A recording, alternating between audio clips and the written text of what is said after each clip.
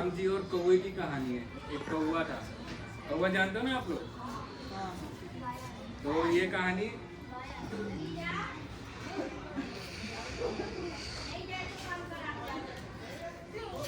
राम जी और कौवे की है। ठीक है, सब सुन रहे हैं मेरे को? ठीक है, तो बोलो जय श्री राम। ठीक है, जब राम जी का जन्म हुआ था और कुछ दिन बीते थे, तो जैसे सभी को अभिलाषा थी कि हम देखें राम जी कैसे थे। होता है ना दर्शन, जैसे घर में छोटा बच्चा होता है तो सब देखते हैं अरे मुन्ना कैसा है। वैसे सभी की बारी आ रही थी, बारी बारी बारी बारी बारी सूर्य चांद सब दर्शन कर रहे थे राम जी के। तो वैसे ही अपने पशु पक्षी में भी था, जानवरों में भी सब दर्शन कर रहे थे। तो वैसे ही कौवा था। ठीक है, तो कौवा आया दर्शन करने के लिए, तो उसका मन लग गया वहीं पे। तो जैसे मैंने बताया था ना, राम जी का इतना मोहिनी छवि था कि अगर आप जाओगे ना छोड़ने का मन नहीं करेगा, नजरें नहीं हटेंगी। तो ऐसे कौवे का था, वो प्रतिदिन चला जाता था। और राम जी छोटे थे, घुटनों पे चलते थे बच्चे की तरह। तो वहीं पे लगाने को बोल दो, वहीं पे बोल दो, फिर लगा देंगे भैया थोड़ी देर। तो जब कौवा, बच्चों इधर देखो, बोलो आप। इधर देखो मेरी तरफ, जय श्री राम। और जब कौवा डेली डेली आने लगा तो वहाँ पे एक चमत्कार हुआ। क्या चमत्कार हुआ? कौवा को तो राम जी से मतलब लगाव हो ही गया था, लेकिन राम जी को भी लगाव हो गया कौवे से। जो भी राम जी खाते, मिष्ठान, लड्डू, तो उनका गिरता रहता। कौवा क्या करता? वो चुपते रहता वहीं पे राम जी के अगल बगल रह के। कोई बात नहीं, कोई बात नहीं,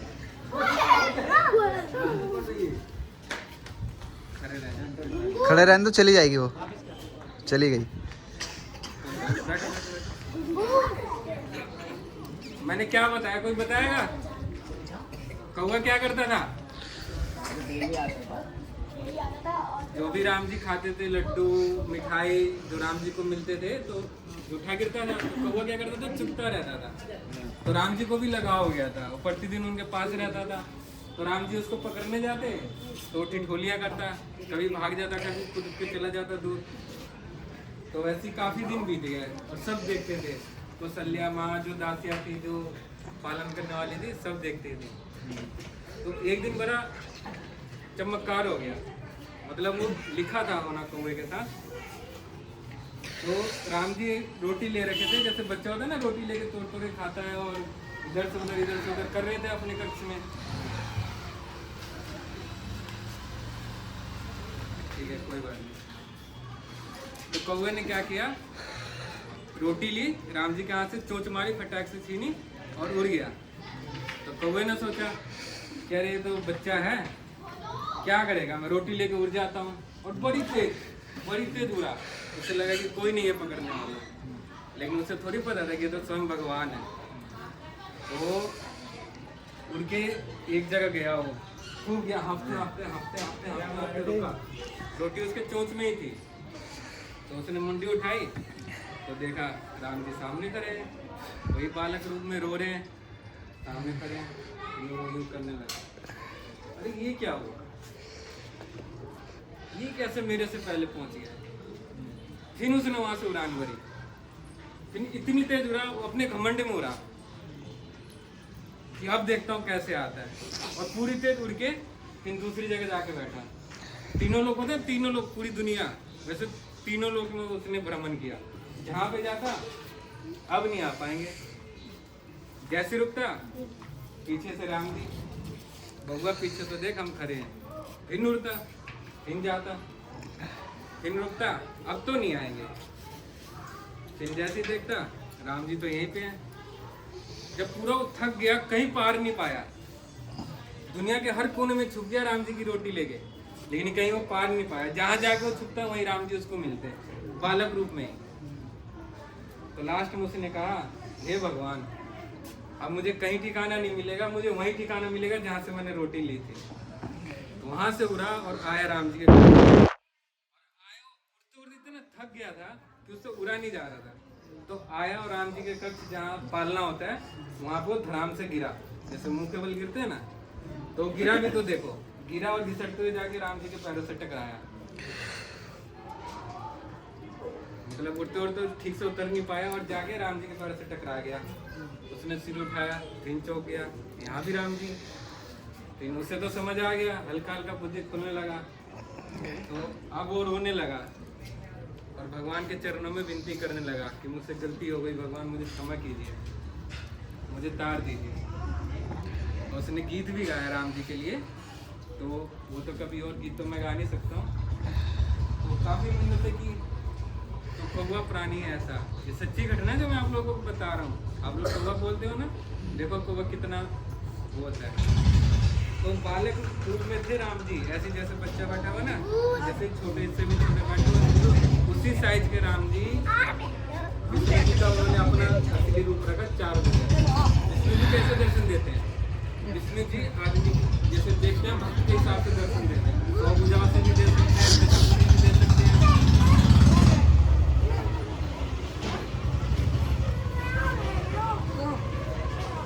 मेरी तरफ देखो, बोलो जय श्री राम। तो विष्णु जी अपने भक्त को कैसे दर्शन देते हैं? वो भक्त के देखते हैं प्रतिकाष्ठा। जैसे अर्जुन को सहस्त्र भुजाओं के साथ दिया था, वैसे को चतुर्भुज में छोटे से ऐसे इतने रूप में उन्होंने अपने असली रूप में चतुर्भुज रूप में दर्शन दिए। अब दर्शन दे दिए। तो भगवान विष्णु के दर्शन, बच्चों भक्ति में इतनी शक्ति होती है कि अगर भगवान आपको दर्शन दे दे तो आप तर जाओगे। आप जब बड़े होगे तो इन सब बातों का मतलब आपको धीरे धीरे पता चलेगा। मैं आप लोगों को बहुत सरलता से बता रहा हूँ। अब इतनी छोटी सी भगवान कौवे के सामने खड़े हैं, अब कौवा खूब उसके आंखों से आंसू नहीं रुक रहे, तो रोया जाए काँव काँव तो करते हैं। तो विष्णु जी ने कहा कि हे काग, कौवे को काग बोलते हैं, हिंदी पढ़ते हो ना, काग पर्यायवाची। हे काग, मांगो तुम्हें क्या चाहिए, मैं तुम्हारे गीत से बहुत खुश हूँ। तुम्हें धन चाहिए, शक्ति चाहिए, अमरता चाहिए, जो चाहिए मांगो। लेकिन काग कहाँ सुनने वाला था? उसे तो अपनी गलती का पछतावा था। उसे ये भी नहीं पता था कि मैंने राम जी के लिए गाना गाया है और उससे प्रभु प्रसन्न होकर मेरे को वरदान देने के लिए पूछ रहे हैं। तो जब प्रभु ने कहा तो काग ने कहा कि प्रभु इतनी शक्ति धन दौलत किस लिए मांगो, क्या होगा, मुझे सिर्फ आप चाहिए। क्या चाहिए? आप चाहिए। कौवे ने कुछ भी नहीं मांगा। धन मांगा? धन नहीं मांगा। शक्ति मांगी? कुछ भी राज्य, कुछ भी नहीं मांगा। दर्शन करके उसका जैसे कहते हैं ना ज्ञान आ गया। उसने कहा मुझे सिर्फ आप चाहिए, आपकी भक्ति चाहिए। तब भी कहा भगवान ने, उसकी परीक्षा ली कि नहीं कुछ तो मांगो, मैं कुछ दे के ही जाऊंगा। भगवान भी परीक्षा लेते हैं बच्चों। कभी आप भक्ति करो, पूजा पाठ करो तो, और कोई तुम्हारे साथ गलत हो जाए, पहली बात तो भगवान गलत होने नहीं देंगे। गलत होगा परीक्षा लेंगे, आप समझो परीक्षा लेंगे। तो विचलित मत होना, अपनी भक्ति से पीछे मत हटना। तो काग ने कहा, कौवे ने बोला कि हे प्रभु, अगर आप इतने ही खुश हैं तो मुझे केवल आप चाहिए, आपकी भक्ति चाहिए, और मुझे कुछ नहीं चाहिए।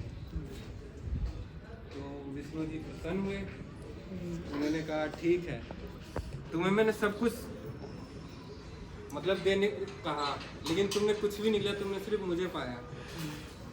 तो कौवे को वरदान दिया कि अनंत काल तक, जैसे हर एक युग के बाद धरती पलटती है, जैसे हमारे ग्रंथों में कहा गया है सब कुछ खत्म हो गया, सब कुछ नया बनता है। लेकिन राम जी ने, विष्णु जी ने उनको वरदान दिया कि कुछ भी हो जाएगा लेकिन आप नहीं मरोगे, आप अनंत काल तक रहोगे। अब मैं आपको जैसे बचपन में कहते हैं ना, आपकी दादी नानी कहती होंगी, जैसे कोई अपना पुराना है लंबा जी जाता है तो कहते हैं ना इसने कौवे की जीत खाई होगी। इसने सुना है अपनी दादी नानी के मुँह से? बताओ ऐसा किस्सा है किसी के पास दीदी? तो ये सब ऐसे कनेक्ट होता है। तो ऐसे तो थी कौवे की कहानी, वो निहाल हो गया। उसके बाद जब उसने अपना शरीर त्यागा ना तो सीधा वो वैकुंठ गया। वैकुंठ परम धाम होता है, जब आप भक्ति में लगोगे ना तो आप मुक्त हो जाओगे। ये बार बार का जन्म लेना, कभी कुत्ता बनना, कभी बिल्ली बनना, इन सबसे आप परे हो जाओगे। आप जाके भगवान विष्णु में मिल जाओगे।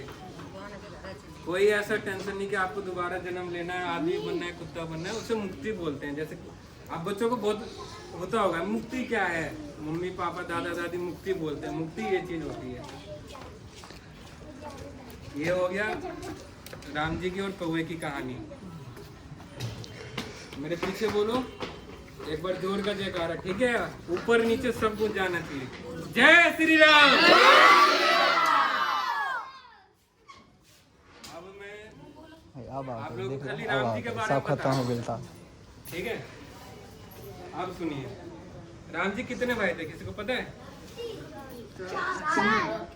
3 किसने बोला? नाम बताओ, नाम बताओ, चारों भाई के नाम बताओ। ठीक है, सबसे राम जी 4 भाई थे, ठीक है? सबसे बड़े भाई कौन से थे? हाँ। उसके बाद नहीं, गलत। उसके बाद लक्ष्मण। उसके बाद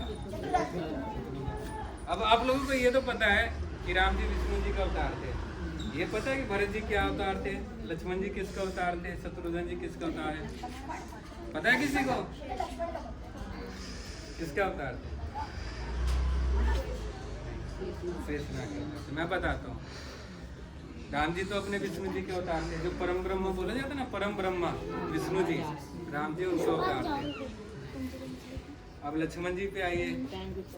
कभी आप लोगों ने विष्णु जी की फोटो देखी हुई, किस पे लेटते हैं? शेषनाग पे।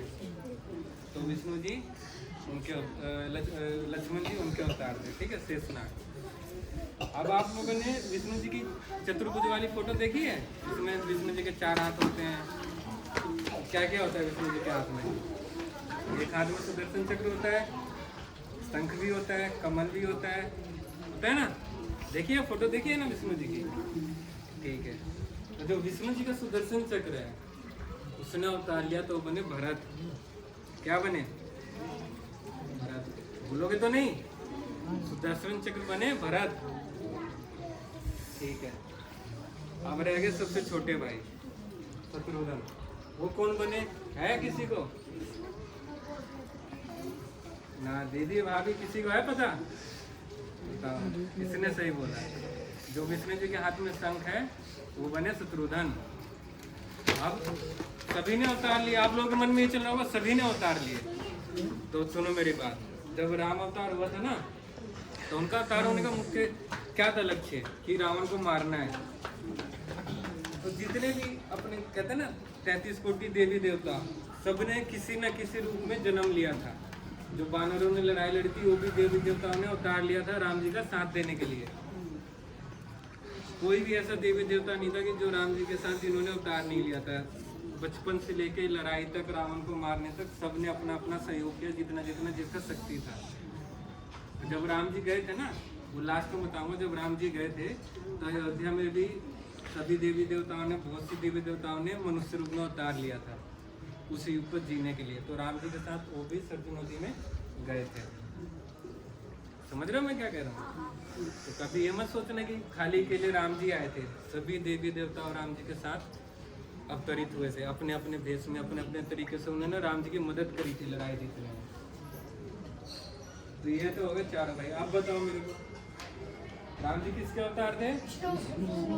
लक्ष्मण जी, भरत जी और शत्रुघ्न जी, ठीक है? याद रखना ही बात है, ठीक है बच्चों? अब एक कहानी, एक रोचक कहानी, लास्ट कहानी, ज्यादा टाइम नहीं, ठंडी है। अब मेरी बात सुनो। एक बार विष्णु जी लेटे थे, माँ लक्ष्मी उनकी सेवा कर रही थी। तो जैसे हो नहीं जाता सुदर्शन चक्र, और गरुड़ जी कौन है? गरुड़ जी को जानते हो? बताओ, खड़े होके बताओ, खड़े होके, ऐसे नहीं बताओ, खड़े होके बताओ, कोई दिक्कत नहीं है, बताओ। रावण जब वो सीता जी को ले जा रहा था तो गरुड़ जी ने वो सीता जी को बचाने के लिए तेज की बोल, तेज की। मैं बता रहा हूँ। जैसे वाहन होता है ना, जैसे गणेश जी का वाहन मूषक, वैसे ही विष्णु जी का वाहन गरुड़। उनको भी घमंड हो गया, गरुड़ का वाहन था, मैं सबसे तेज हूँ। ये कहानी सुनो, बहुत रोचक है। उनको हो गया कि मैं बहुत तेज हूँ, मुझसे कोई तेज उड़ नहीं सकता है, दुनिया में कोई भी नहीं है। सुदर्शन चक्र विष्णु जी के हाथ में, उसको घमंड हो गया मेरे से शक्तिशाली कोई नहीं है। ठीक है। और विष्णु जी ने मनी मन देखा, अरे लक्ष्मी जी को भी थोड़ा हो गया कि मैं ही बस सेवा करती हूँ और कोई सेवा करने वाला है ही नहीं। तो आपस में तीनों में ठिठोली होने लगी, मैं अच्छा तो मैं अच्छा। एक जगह बैठ। तो माँ लक्ष्मी ने कहा, प्रभु आप ही इसका फैसला कीजिए कि हम तीनों में कौन श्रेष्ठ है। ठीक है। तो विष्णु जी ने कहा, ठीक है मैं करता हूँ। तो विष्णु जी ने गरुड़ और सुदर्शन चक्र को बोला कि आप लोग जाओ और धरती लोक पे हनुमान जी होंगे, बजरंग बली जानते हो ना सब, उनको बुला के ले आओ, मुझे कुछ काम है। ठीक है। गए तेजी में, जाते वक्त भी गरुड़ और सुदर्शन में कंपटीशन हो रहा है, मैं तेज तो मैं तेज, तेजी में गए बजरंग बली के पास। उस समय में बजरंग बली राम राम, आप नाम जपोगे वही सबसे बड़ी सेवा है। आप खाली आज किसी ने राम राम बोला आप लोगों ने घर पे, मैंने कल क्या बोला था, सबने राम राम बोलना है। अपने मम्मी से, पापा से, दादा से, दादी से राम राम बोलना है, 2 बार बोलते। और कैसे बोला जाता है राम राम, किसी को आता है शुद्ध रामा रामा, ऐसे शुद्ध बोला जाता है। ठीक है। अब पहुंचे तो बजरंग बली को पूरे ध्यान में राम राम को सुने ही ना, बड़ी मुश्किल से उनको उठाया। तो गरुड़ जी बोले ऐसी ऐसी बात है, आपको प्रभु ने याद किया है। तो वहाँ पे गरुड़ जी और सुदर्शन चक्र ना सोच रहे हैं ऐसी है, उन्होंने हनुमान जी कुछ नहीं समझा। हनुमान जी पलवर में गए, तो चुटकी वो देख रहे हनुमान जी कहाँ गए, लेकिन हनुमान जी इतनी तेज हुई है, सुदर्शन चक्र और जो गरुड़ हैं उन्होंने पीछा किया, पकड़ ही नहीं पाए। और रास्ते में जब आ रहे थे, हनुमान जी तो पहुंच गए, चुटकी बजाते ही पहुंच गए, इतनी तेज, प्रकाश की रोशनी से भी तेज। अब गरुड़ और सुदर्शन चक्र को चक्के कहाँ गए, तो गरुड़ ने कहा वो जा रहे हनुमान जी, ये पीछे पीछे लगे। ठीक है। अब ये रास्ते में भी जा रहे थे, तो रास्ते में ना राम राम राम राम आवाजें गूंज रही थी। तो सुदर्शन ने कहा ये रास्ते में कौन कौन कर रहा है। तब गरुड़ ने बताया हनुमान जी जा रहे ना राम राम का जप कर रहे हैं, ऐसे में भी उन्होंने राम नाम का जप नहीं छोड़ा है। ठीक है। अभी भी उनको समझ में नहीं आया।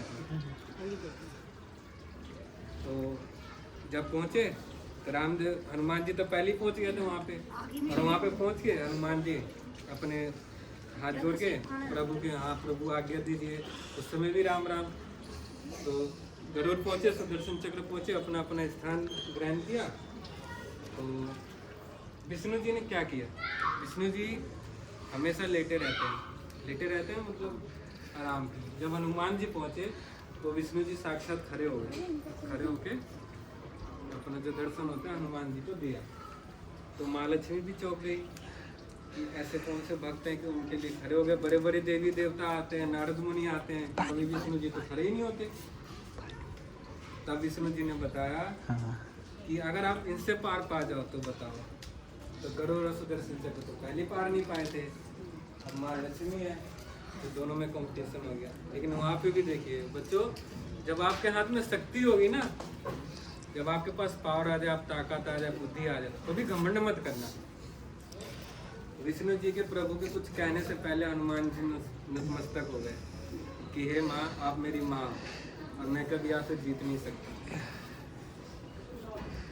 क्या शिक्षा मिलती है इससे, कभी भी अपनी शक्ति पे घमंड नहीं करो। आपको अगर कुछ आता है तो उस पर घमंड मत करो, किसी को दिखाओ मत कि मेरे को ये आता है तेरे को नहीं आता है। कभी ऐसा जिंदगी में नहीं करना है, कभी किसी को नीचे मत करो। ठीक है। तो ये थी दूसरी कहानी। तो अब इसको यहीं पे ख़त्म करेंगे। ठीक है। और कल फिर से जो भी जुड़ा है हमसे, आप लोग प्लीज़ डेली आना, आधा घंटा डेली निकालना, आधा घंटा हम डेली करेंगे। गली रामायण कह लीजिए इसको, हम इसको आगे अंत तक लेके चलेंगे। अभी तो मैं बचपन की कहानियां बता रहा हूँ। फिर राम जी, जैसे आप लोग स्कूल जाते हो ना, जैसे राम जी के जमाने में भी स्कूल हुआ करते थे। राम जी स्कूल गए, उसमें क्या हुआ मैं वो भी बताऊंगा। फिर बड़े हुए राम जी की शादी कैसे हुई मैं वो भी बताऊंगा। रावण कैसे मरा, क्या हुआ, ये सब बताऊंगा। लेकिन आपको जुड़े रहना है। जब जुड़े रहोगे तब ये सब पता चलेगा आपको। और सरल भाषा में बताता हूँ, आप लोगों को कठिन भाषा में बताएगा तो जब आप लोग बड़े होगे ना बच्चों, तो आप लोग अपने आप कठिन भाषा भी समझ जाओगे। ठीक है, तो 5 बार जयकारा लगा के उठेंगे सभी। ठीक है, मेरे पीछे इतनी तेज लगाना है कि गूंज जाए, दोबारा कलयुग में भी राम नाम का एकदम प्रचार हो जाए। ठीक है, चलो, जय श्री राम, जय श्री राम, जय श्री राम, जय श्री राम, जय श्री राम, जय श्री राम, जय श्री राम, जय श्री राम, जय श्री राम, जय श्री राम। चलो, अब उठो सब लोग, यहाँ पे हाथ जोड़ो, जाओ।